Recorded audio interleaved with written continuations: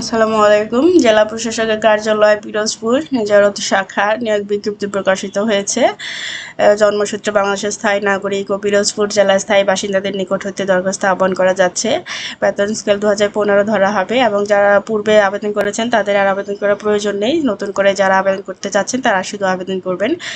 আচ্ছা, দপ্তরের নাম, পদের সংখ্যা, বেতন স্কেল, শিক্ষাগত যোগ্যতা এবং অন্যান্য। জেলা প্রশাসক কার্যালয় পিরোজপুর ও এর অধীন উপজেলা নির্বাহী অফিসারের কার্যালয় সমূহ অফিস সহায়ক ও পরিচ্ছন্ন কর্মী, নিরাপত্তা প্রহরী।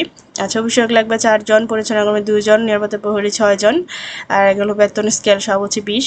আর অভিষেকের জন্য মাধ্যমিক স্কুল সার্টিফিকেট থাকতে হবে। পরিচ্ছন্ন কর্মী 8ম শ্রেণী পাশ হলে হবে। নিরাপত্তা প্রহরী হচ্ছে মাধ্যমিক স্কুল সার্টিফিকেট থাকতে হবে এবং সুস্বাস্থ্যের অধিকারী হতে হবে। সার্কিট হাউস পিরোজপুরের জন্য লাগবে নিরাপত্তা প্রহরী 2 জন।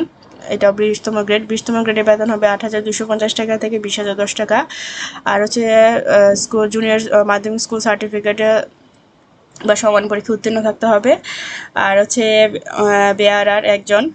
এটা হচ্ছে মাধ্যমিক স্কুল সার্টিফিকেট বা সমান পরীক্ষা উত্তীর্ণ। আচ্ছা, এখানে আবেদন ফর্ম ও পরীক্ষা অংশগ্রহণের নিম্নত শর্তাবলী অনুসরণ করতে হবে। প্রার্থীর বয়স 18 থেকে 32 বছরের মধ্যে হতে হবে। মহিলা প্রার্থীর জন্য স্থায়ী বাসিন্দা, স্বামীর যেখানে স্থায়ী বাসিন্দা ওটা উল্লেখ করতে হবে ঠিকানা। এই নিয়োগ বিজ্ঞপ্তি বর্ণিত পদসমূহে জনপ্রশাসন মন্ত্রণালয়ের জারিকৃত জেলা প্রশাসক এবং উপজেলা নির্বাহী অফিসারের কার্যালয়ে কর্মচারী নিয়োগ বিধিমালা 2020 অনুসরণ করতে হবে।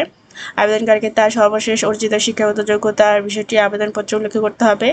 আবেদনপত্রে হচ্ছে উক্ত পদের নাম উল্লেখ করতে হবে এবং সকল প্রকার কাগজপত্র জমা দিতে হবে। জাতীয় পরিচয়পত্র, তারপর হচ্ছে 4টি সনদপত্র, যদি কেউ কোনো কোটার মাধ্যমে থাকেন সে কোটার লিখিত পরীক্ষার সময় সত্যায়িত ফটোকপি নিতে হবে। অ্যাপ্লিকেশন কপি ডাউনলোড করে সাথে নিতে হবে। আচ্ছা, এখানে চাকরির আবেদনে হচ্ছে আগামী 25/8/2026 তারিখ সকাল 10টা হতে 14/9/2026 তারিখ বিকাল 5টা পর্যন্ত করতে পারবেন। আর একজন ব্যক্তি একটি মাত্র পদের জন্য আবেদন করবেন। এখানে হচ্ছে 72 ঘন্টার মধ্যে আপনাদের আবেদন পূরণ করার হচ্ছে তারপর টাকা জমা দিতে হবে। আর এখানে হচ্ছে 56 টাকা লাগবে।